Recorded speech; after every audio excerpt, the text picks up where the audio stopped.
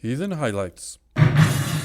Welcome to this episode of the Comical Heathen, a new feature we've started called Heathen Highlights. This is where I, your host, Dr. Jerry Jaffe, the world's most highly educated stand-up comedian and the Comical Heathen, share with you some of our favorite clips over the past 2 seasons. Today's episode showcases my Season 2 interview with Lewis Black. This clip is Lewis Black describing how September 11th affected him and his comedy.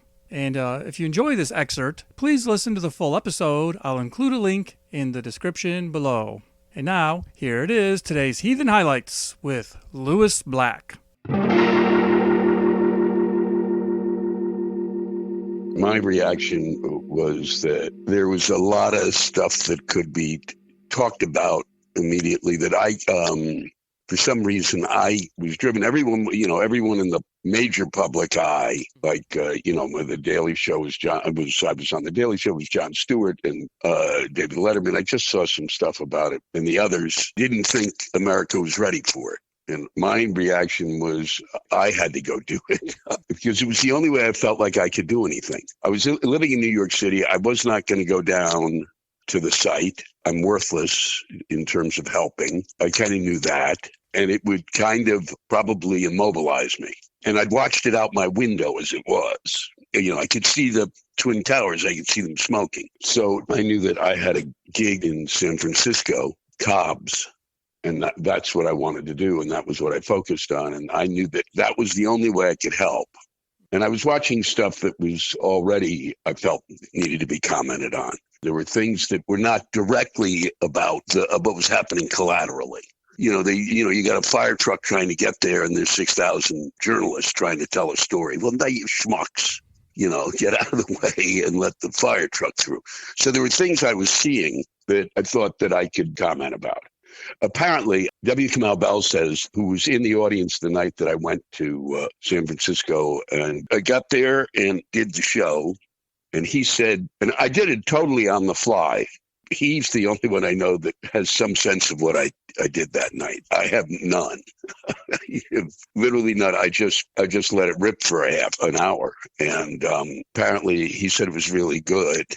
But stupidly, I didn't record it, which is sad. I would have liked to have known what it was that my reaction was. Now, not at the time. It obviously didn't occur to me. But that was really what I felt I could do. It was the one contribution I could do. And I also felt that San Francisco, if you're going to go anywhere in the country to do comedy, it was San Francisco, because San Francisco was already living ahead of the rest of the country. San Francisco had already kind of gone through, San Francisco had a large gay community that they accepted and was part of the fabric of the city. They were already living 15 to 20 years ahead of most Americans, if not further ahead. So in some sense, in my brain, it was that I'm going somewhere where on one level, 9/11 had already occurred in San Francisco, even though it hadn't occurred. You know what I mean? They were already ahead of things. So I felt comfortable out there. I know in the special you make a point to say that you survive tragedy through your sense of humor. Mm-hmm. So was that part of it, like the need to do a show or to get out on the road was part of your surviving the tragedy? That was really part of it, yeah. It was partly surviving it, and partly that was the only way I could help. I just knew that was the way I could help at that point. Our job at that point was to provide some sort of, comic relief for people. People were talking about the end of irony. People started, I forget who said it, it may have been Graydon Carter or someone said, this is the end of irony. I was like, what do you mean the end of irony? Most Americans didn't even know what irony was. We really hope you enjoyed that. If you did, please look up the full episode.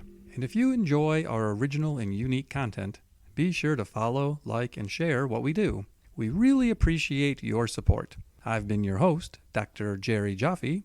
Our original theme music features Mark Bell playing Bach on the famous Skinner organ. It's been remixed by Jeff Geddert. And thank you for listening to this episode. You can always contact us at comicalheathen@gmail.com.